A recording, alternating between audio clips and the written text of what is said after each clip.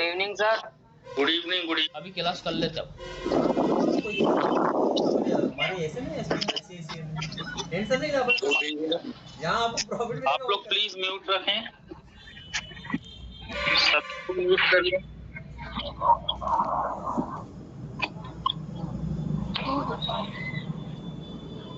पानी ले दो तो पेशाब दीवार पेशाब ना इसमें जा रहा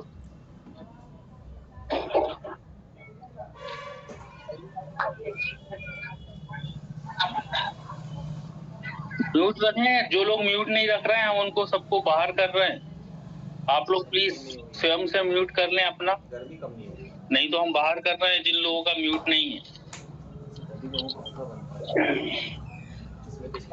तो म्यूट नहीं है, बाहर कर दो, म्यूट कर दो।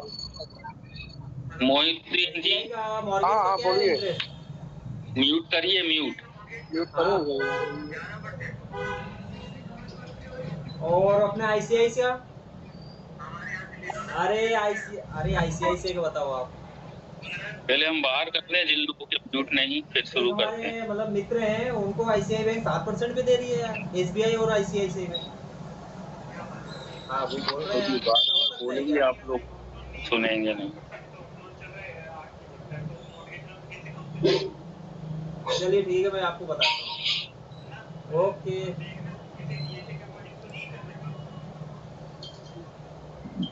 बैंक से बात करो, डीएसए से बात कर रहा हूँ। अभी मत करो, चलो ठीक है, मैं लगाता हूँ। तुमने तो बताया हमको, अभी हमने 15 लाख के लोन की बात करा है।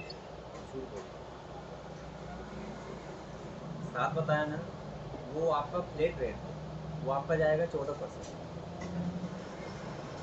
रिड्यूसिंग आपका 14% जाएगा। चलिए, जिन लोगों के म्यूट नहीं थे हमने उनको सबको बाहर कर दिया है, बाकी लोग प्लीज म्यूट रखें। शुरू करें अपन।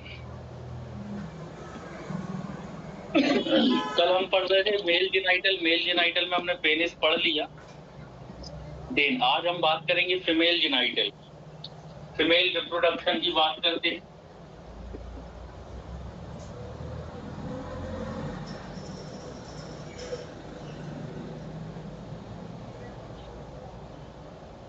फीमेल जेनाइटल, तो जैसे हमने मेल जेनाइटल में पढ़ा था, कुछ एसेसरी जेनाइटल ऑर्गन थे, कुछ नेसेसरी जेनाइटल ऑर्गन थे।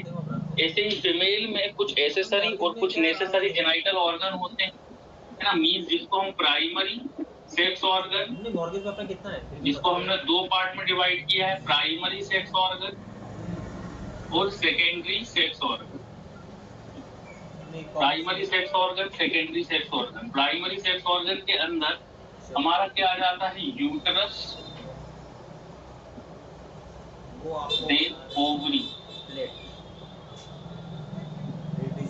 ठीक है। और सेकेंडरी सेक्स ऑर्गन में हमारा आ जाएगा क्या, ग्लैंड्स आ जाएंगे, एसबीआई भी वही बता रहा है, एंड वेजाइना।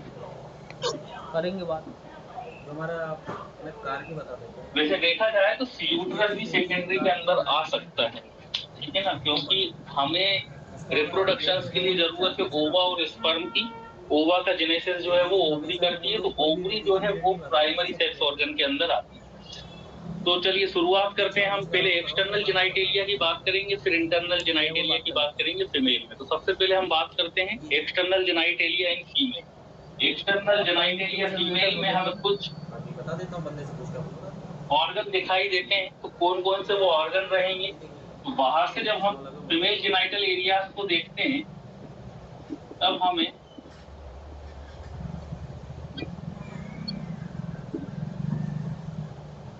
सबसे पहले दो मस्कुलर लेयर दिखाई देती हैं।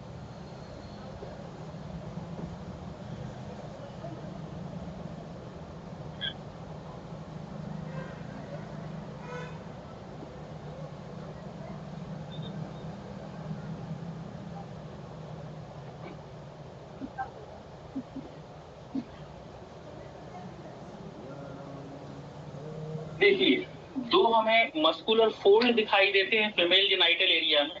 एक फोल्ड बाहर की ओर रहेगा और फिर ये दूसरा फोल्ड ये दिख रहा है ना, इसको हम अलग कलर से बना देते हैं, रेड कलर से, ताकि आप अलग अलग पहचान सको। एक फोल्ड हमें ये रेड कलर का दिखाई दे रहा है जो अंदर की ओर देखने को मिलता है, और एक फोल्ड हमें स्किन का बाहर की ओर दिखाई देता है। ठीक, तो ये जो ये वाला फोल्ड जो हमें बाहर की ओर दिखाई दे रहा है, एक फोल्ड तो ये है और दूसरा फोल्ड स्किन का ये है, तो दो हमें फोल्ड दिखाई देते हैं।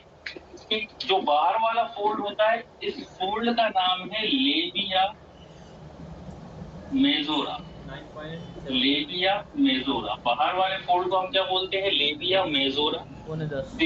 इसके बाद एक और हमें अंदर की ओर फोल्ड दिखाई देता है। जब हम लेबिया मेजोरा को हटाते हैं तो एक और फोल्ड हमें दिखाई देता है, इस फोल्ड का नाम है लेबिया माइनोरा। लेबिया माइनोरा, देखते हैं समझेंगे। और तो दो हमें स्किन के फोल्ड दिखाई दिए फीमेल जेनाइटल में। एक फोल्ड ये है जो बाहर की ओर है, तो दूसरा फोल्ड जब हम ये वाला फोल्ड हटाएं तो दिखाई देगा, जिसको हम बोल रहे हैं लेबिया माइनोरा। उमेश चौधरी जी आप प्लीज म्यूट रखें। अब हम देखते हैं कि लेबिया माइनोरा ऊपर जाके जो कंटिन्यूअस हो रहा है ना, और ऊपर जाके इस तरह से मस्कुलर स्ट्रक्चर्स जो है बनाता है, ये मस्कुलर बना रहा है लेबिया माइनोरा। मतलब लेबिया माइनोरा जब ऊपर जाके ज्वाइन होगी और ज्वाइन होने के बाद एक मस्कुलर स्ट्रक्चर बनाती है जो कि हैंग आउट किया हुआ रहता है। इस मस्कुलर स्ट्रक्चर को हम बोलते हैं स्लाइड हो रही है। एक बार डिस्कस कर लूं मैं। मस्कुलर स्ट्रक्चर का नाम है ग्लाइकोलिस। एक्चुअली क्या है? एक मस्कुलर स्ट्रक्चर से जो कि कोर बनाता है लेबिया माइनोरा, ऊपर जाके इस तरह से हैंग आउट की हुई रहती है, एक मस्कुलर स्ट्रक्चर बनता है। अभी जैसा क्लास कर लो, स्ट्रक्चर को हम बोलते हैं क्लाइटोरिस। 8 बजे तक।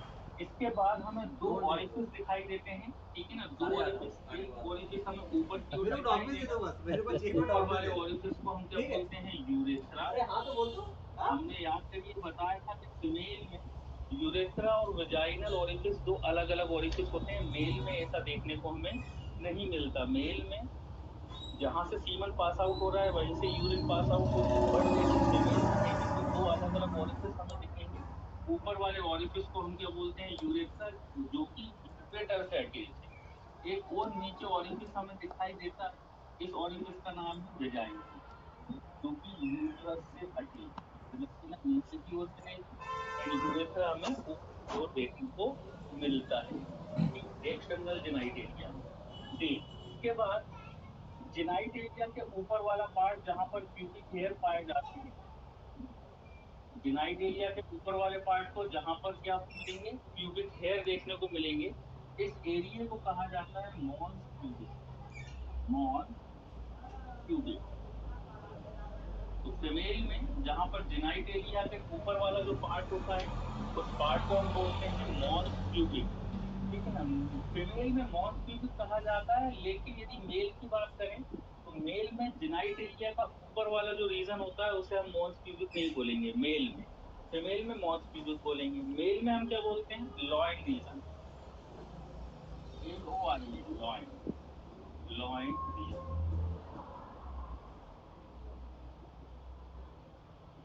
ठीक है? तो मेल में क्या बोलते हैं? Loin region. लॉइन है ये, LION नहीं है।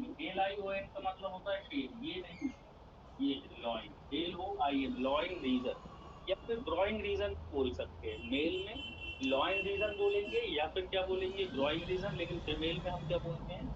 Mons pubic. Actually mons pubic इसलिए कहा जाता है because of mons is related to fatty tissue. Mons किससे रिलेटेड है? फैटी टिश्यू से रिलेटेड एक वर्ड होता है। और फीमेल में यहाँ पर मॉन्स प्यूबिक वाला जो रीजन होता है, यहाँ पर फेट का डिपोजिशन, फेट का डिपोजिशन कम मिलेगा, फीमेल में फेट का डिपोजिशन यहाँ पर ज्यादा मिलेगा। इसलिए फीमेल में हम मॉन्स प्यूबिक वर्ड इसको लिए यूज कर रहे हैं और मेल में हम लॉइन रीजन वर्ड यूज करते हैं, ठीक है? तो इतना स्ट्रक्चर जो होता है ये है हमारा फीमेल जेनाइटल, एक्सटर्नल जेनाइटल। इसके अलावा और हमें क्या क्या देखने को मिलेगा?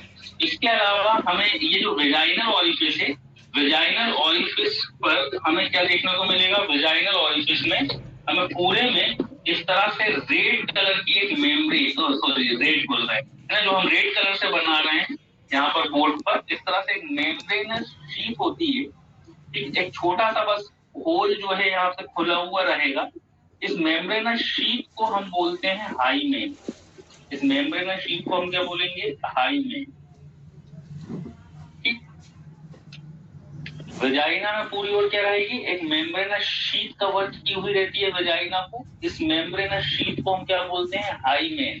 ठीक है ना। हाइमेन से रिलेटेड एक पुरानी मान्यता है। 1 मिनट।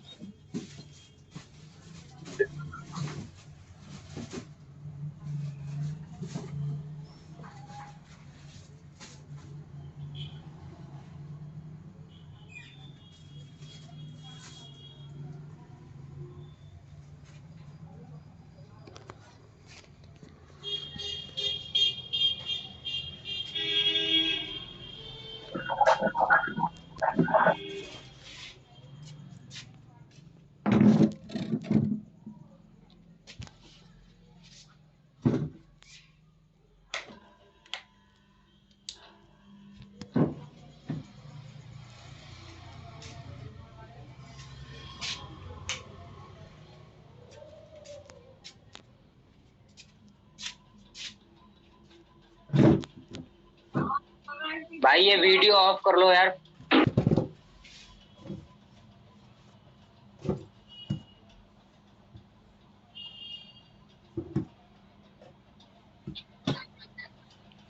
चलिए ठीक। तो हम कहां तक पहुंचे? हाइमेन तक। अब ये हाइमेन क्या होती है? एक्चुअली ये ट्रांसपेरेंट एक मेम्ब्रेन रहेगी जो कि वेजाइना को क्या की हुई रहती है? कवर की हुई रहती है। इसके बारे में एक क्या है? फॉल्स मिथ हम बोल सकते हैं, फैला हुआ है। प्लीज आप लोग, प्लीज गुली आसमीन जी प्लीज आप म्यूट रखें। तो हाइमेन के बारे में एक मिथ क्या फैला हुआ है रूरल एरिया में आजकल ना देखने को मिलता है। रूरल एरिया में आजकल ये चीजें देखने को मिलती हैं कि यदि हाइमेन नहीं है, यदि किसी फीमेल में हाइमेन नहीं है, तो इट मीन्स ऐसा माना जाता है कि सेक्सुअल इंटरकोर्स या सेक्सुअल एक्ट उस फीमेल ने किया है, मतलब वो वर्जिन नहीं है ना। लेकिन जरूरी नहीं है ये हाइमेन वर्जिनिटी का साइन होता है ना। हाइमेन वर्जिनिटी का साइन बिल्कुल नहीं है।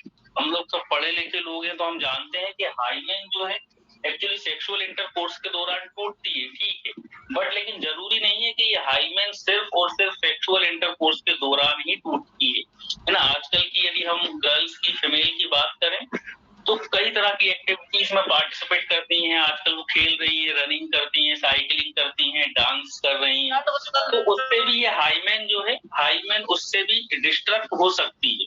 सिर्फ और सिर्फ सेक्सुअल इंटरकोर्स के थ्रू ये डिस्ट्रक्ट नहीं होती। लेकिन पुरानी एक तो चली आ रही है पहले के समय से, या रूरल एरिया में ये देखा जाता है ना, कि हाइमेन को वर्जिनिटी का साइन मान लेते हैं, बट लेकिन ऐसा नहीं। तो ये रहा हमारा बाहर से जेनाइटल ट्रैक्ट, है ना। तो बाहर फिर से हम एक बार रिपीट कर देते हैं कि जब हम फीमेल जेनाइटल ट्रैक्ट को बाहर से ऑब्जर्व करते हैं तब हमें क्या क्या चीजें दिखाई देती हैं। एक सबसे पहले हमें एक स्किन का फोल्ड दिखाई देगा जो कि बड़ा रहेगा, इसलिए इसके लिए हमने मेजोरा वर्ड यूज किया है। Labia related to lip like, है ना। यदि हम देखें तो ये लिप लाइट स्ट्रक्चर्स है और लेबिया वर्ड हम लिप लाइट स्ट्रक्चर्स के लिए यूज करते हैं, इसलिए हमने यहाँ पर क्या लिखा है? Labia majora.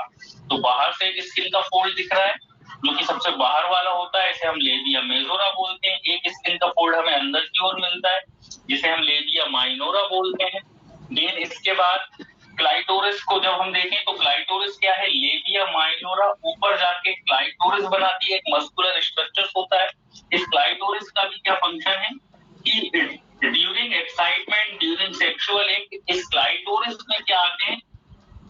इस क्लाइटोरिस में इरेक्शंस देखने को मिलता है ना। तो एक ये क्या है, इसको हम जो है किससे रिप्रेजेंट कर सकते हैं, किससे हम इसको थोड़ा सा रिलेट कर सकते हैं? मेल में इस तरह से जो आते हैं क्या इरेक्शंस, ऐसे ही फीमेल में during sexual act, during excitement, clitoris में क्या देखने को मिलता है? इरेक्शंस देखने को मिलता है। और प्लेजर के लिए, फीमेल प्लेजर के लिए ये क्लाइटोरिस क्या होता है? रिस्पॉन्सिबल होता है, ठीक है ना। देन इसके अलावा फिर हमने क्या देखा?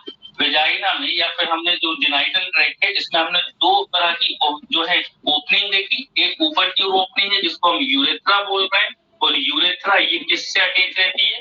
ये अटैच रहती है ब्लेडर से, यूरिनरी ब्लेडर। और ये है वेजाइना जो कि किससे अटैच रहती है? ये रहती है यूटरस से। ठीक, तो ये अंदर जाके यूटरस से अटैच रहेगी और यूरेथ्रा जो है वो यूरिनरी ब्लेडर से। देन फिर हमने मोन्स प्यूबिक के बारे में बताया। मोन्स प्यूबिक क्या है? जिनाइटल्स के ऊपर का जो एरिया होता है इसको हम मोन्स प्यूबिक बोलते हैं। और मोन्स प्यूबिक में बोल रहा है बिकॉज ऑफ फेट का डिपोजिशन यहाँ पर हमें ज्यादा देखने को मिलता है कंपेयर टू मेल। तो ये हमारा रहा एक्सटर्नल जेनाइटेलिया ऑफ फीमेल। अब बात करते हैं हम इंटरनल जेनाइटेलिया ऑफ फीमेल की, है ना। इसका स्क्रीनशॉट ले लीजिए, आगे बढ़े।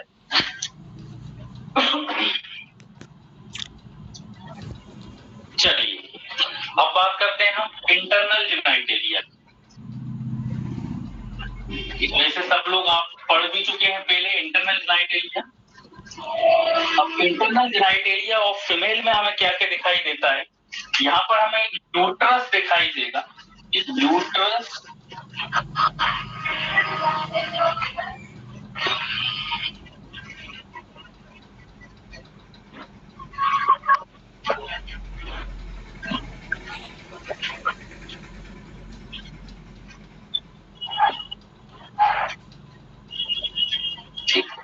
जब हम फीमेल जेनाइटेलिया को देखेंगे तो फीमेल जेनाइटेलिया में हमें क्या दिखाई देता है? ये पूरा का पूरा है यूट्रस। यूट्रस को हमने कुछ पार्ट में डिवाइड किया है, जैसे कि ऊपर वाला पार्ट। यूट्रस का ऊपर वाला पार्ट क्या होता है? ये है fundus, fundus of uterus. Then ये जो बीच का पार्ट है इसे हम बोलते हैं बॉडी ऑफ यूट्रस। ये है बॉडी ऑफ यूट्रस। देन फिर इस तरह से दो ट्यूब दिखाई देती है। एक ट्यूब हमें इस साइड दिखाई दे रही है लेफ्ट साइड, एक ट्यूब हमें राइट साइड दिखाई दे रही है। इमरान जी प्लीज म्यूट रखें। पता हाँ हो जाएगा ना। हो जाने ना लगता।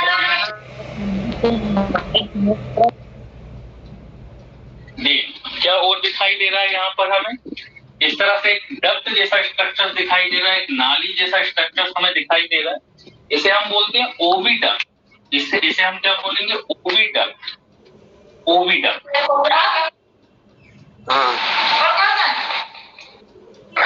हजार ना लग रही। प्लीज इमरान भैया भाई वेट करो। इमरान जैसे नहीं मानेंगे, रुकिए इमरान को बाहर कर दें, 2 मिनट बस रुकिए। पता नहीं आप लोग नहीं सुनते हैं, कहाँ गए?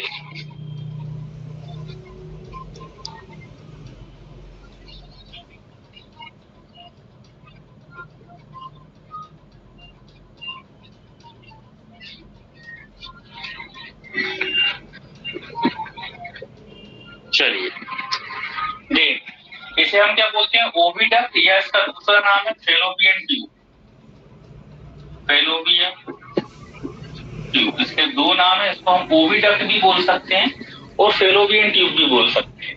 फेलोपियन ट्यूब का जो टर्मिनल एंड होता है, जो लास्ट एंड होता है, यहाँ पर हमें कुछ फिंगर लाइक प्रोजेक्शन, फिंगर जैसा प्रोजेक्शन दिखाई देता है, जिसे हम बोलते हैं फिंगरी। 1 मिनट रुकिएगा, कॉल आ रहा है।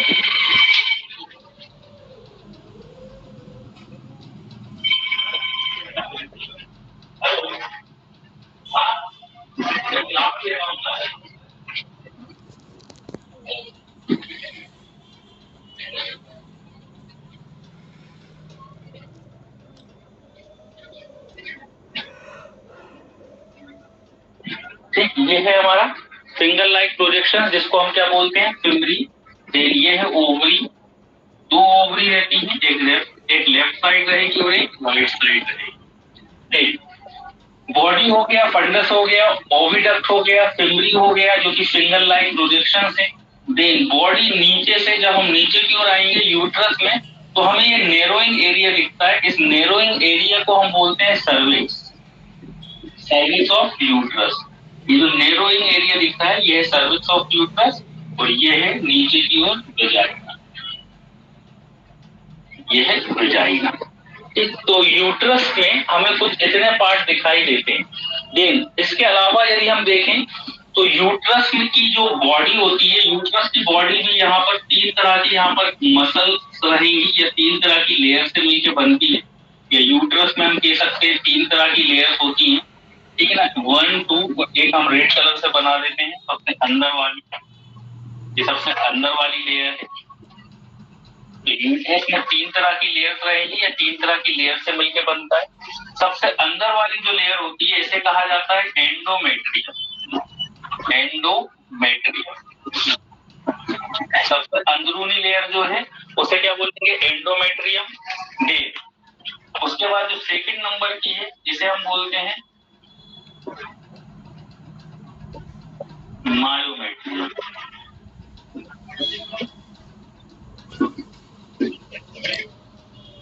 एंडोमेट्रियम मायोमेट्रियम, ठीक है। तो ये 2 लेयर्स तो बिल्कुल आप लोगों को पता है। एक्चुअली जो मायोमेट्रियम होती है ये होती है मस्कुलर लेयर, और एंडोमेट्रियम जो होती है एंडोथेलियल जो टिश्यूज होते हैं उनसे मिलके बनती है ना। तो एंडोमेट्रियम के बारे में लेकिन आप लोग बिल्कुल याद रखें, इस लेयर के बारे में आप लोग बिल्कुल याद रखें। एंडोमेट्रियम सबसे अंदरूनी लेयर होती है, बिकॉज अभी हम जब मेंस्ट्रुअल साइकिल पढ़ेंगे तो मेंस्ट्रुअल साइकिल में ये एंडोमेट्रियम का रोल है एक्चुअली, है ना। तो इसलिए एंडोमेट्रियम सबसे अंदर वाली लेयर का नाम है। देख एक चीज और रह गई है, जो सिमरी के पहले या यहाँ पर आप लोग आइए, ये है हमारी ओविडक्ट, ठीक है ना। ओविडक्ट मतलब ये फेलोपियन ट्यूब, वो फेलोपियन ट्यूब पूरी तरह से इस तरह से एक जैसी नहीं होती है ना। जब ये कहाँ आती है, फिमरी के पास जब आएगी थोड़ी सी ये ब्रॉड हो जाती है, इस तरह से जब फिमरी के पास आएगी तो इस तरह से क्या हो जाती है, ब्रॉड हो जाती है। यहाँ पर थोड़ी सी नेरो है और फिमरी के पास थोड़ी सी ये ब्रॉड रहेगी, थोड़ी सी चौड़ी रहेगी। इस ब्रॉड स्ट्रक्चर्स को बोला जाता है एम्प्यूला। इस ब्रॉड स्ट्रक्चर्स को क्या बोलते हैं हम, एम्प्यूला, ठीक। ऐसे ही यहाँ भी इस तरह भी यहाँ भी हम बना सकते हैं। यहाँ पर थोड़ा सा ब्रॉड रहेगा फिमरी के पास, ये जो ब्रॉड स्ट्रक्चर्स दिख रहा है इसे हम बोलते हैं ampulla. Ampulla of fallopian tube, fallopian tube का ये एम्प्यूला। एम्प्यूला के अंदर कुछ इस तरह से हेयर लाइक स्ट्रक्चर्स भी देखने को हमें मिलते हैं। जब हम एम्प्यूला को देखेंगे तो एम्प्यूला के अंदर हमें कुछ इस तरह से हेयर लाइक स्ट्रक्चर्स देखने को मिलते हैं। इन हेयर लाइक स्ट्रक्चर्स को कहा जाता है सीलिया। इन हेयर लाइक स्ट्रक्चर्स को हम क्या बोलेंगे, सीलिया, ठीक है। तो ये पूरा स्ट्रक्चर रिपीट कर दीजिए प्लीज। तो ये पूरा स्ट्रक्चर होता है किसका, हमारा साफ नहीं दिखता, इंटरनल जेनिटलिया ऑफ फीमेल, ठीक है।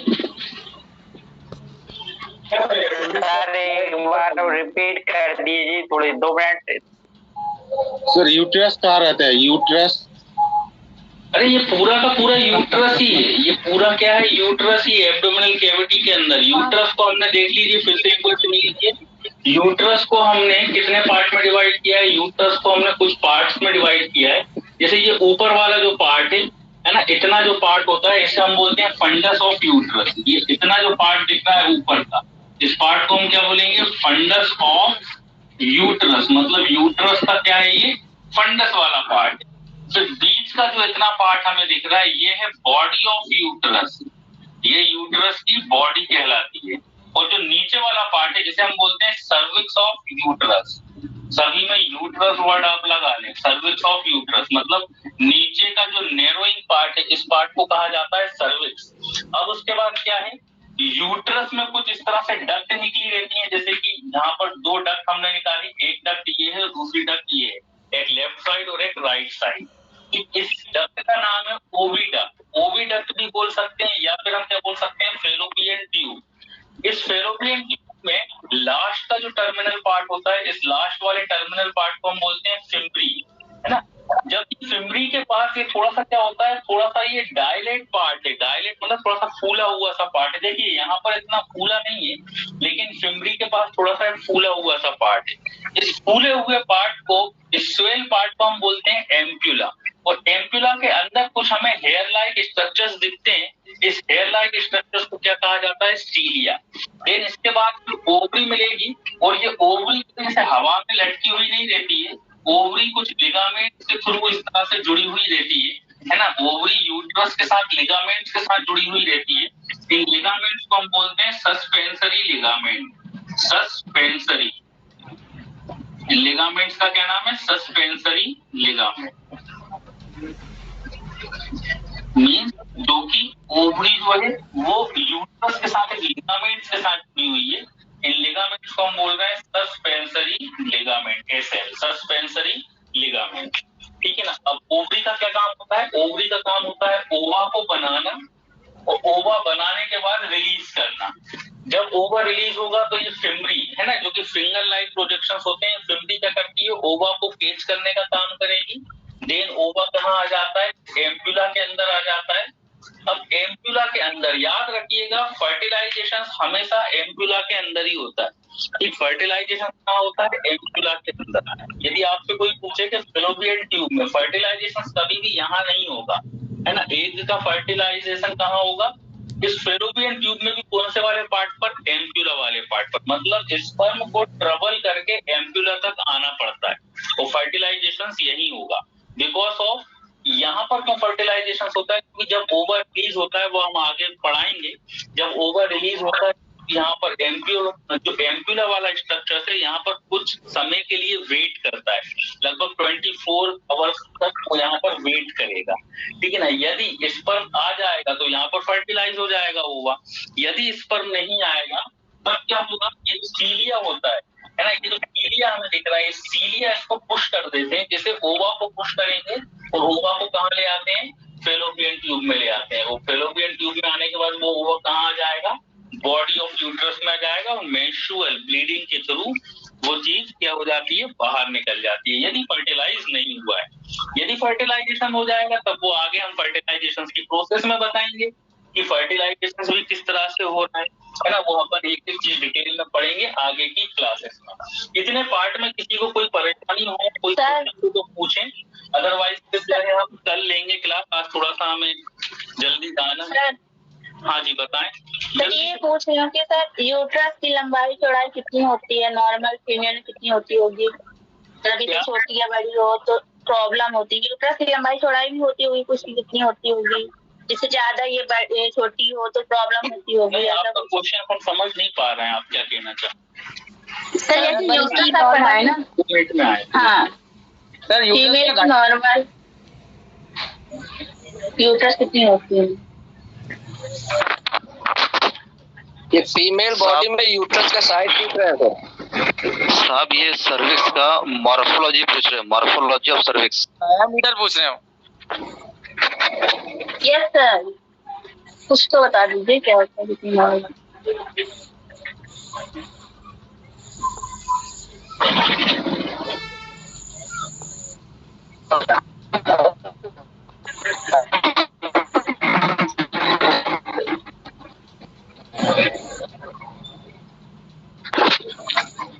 जल्दी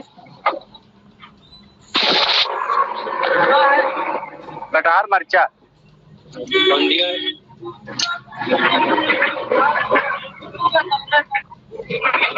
बजरंग बहादुर जी माइक म्यूट कर लीजिए।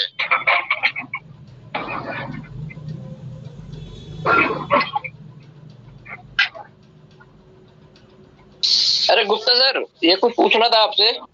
Yes sir. ये बताइए पेपर कब होता है भाई? पेपर सर वही दिसंबर में होंगे, नवंबर दिसंबर में। नवंबर में होंगे तो पता कैसे चलेगा? ग्रुप पे मैसेज आएगा क्या? हाँ मैसेज आएंगे ना सर ग्रुप में। अरे सेशनल वाला कुछ पता नहीं चला सर।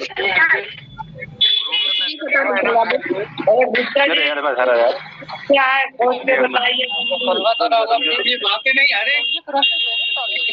अरे बातें इतनी क्यों करने लगते हो भाई? चलिए क्या क्वेश्चन पूछ रहे थे? किसने पूछा था? सर मुझे बताइए। आप पूछ रहे थे? सर मैं पूछ रही हूँ, मुझे जेनाइटल डिसऑर्डर के बारे में बता दीजिए। यूट्रस का क्या पूछ रहे थे आप? सर मैं पूछ रही हूँ जेनाइटल डिसऑर्डर। सर यूट्रस की लंबाई या चौड़ाई कितनी होती है, ये मैं पूछ रही हूँ। यूट्रस की लंबाई चौड़ाई और ऊंचाई की बात कर रहे हैं पूर्णिमा देवी जी। यूट्रस की लंबाई चौड़ाई, हाँ तो लिख लीजिए उसको, यहाँ पे कहीं लिख देते हैं। यदि हम यूट्रस की लंबाई चौड़ाई और ऊंचाई की बात करें या मोटाई की बात करें तो लेंथ की बात करें तो 7.5 सेंटीमीटर लेंथ, 7.5 सेंटीमीटर लेंथ है। देन फिर 5 centimetre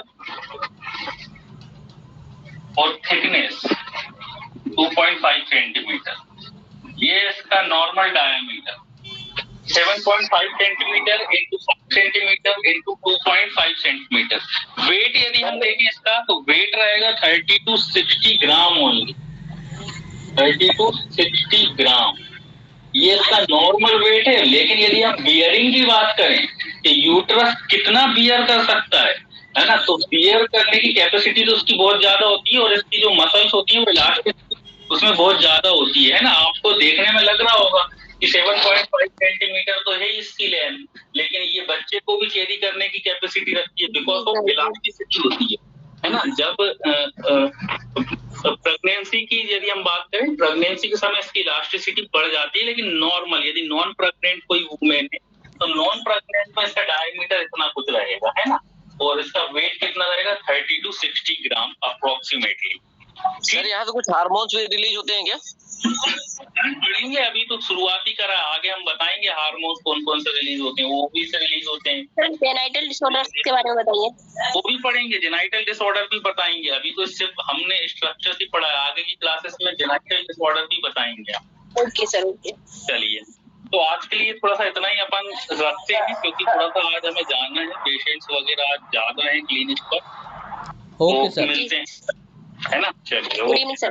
thank you sir. Thank you sir, good evening sir. Screenshot लेना सर इसका। Good evening sir. Good evening sir. Good evening sir. Good evening sir. Good evening sir.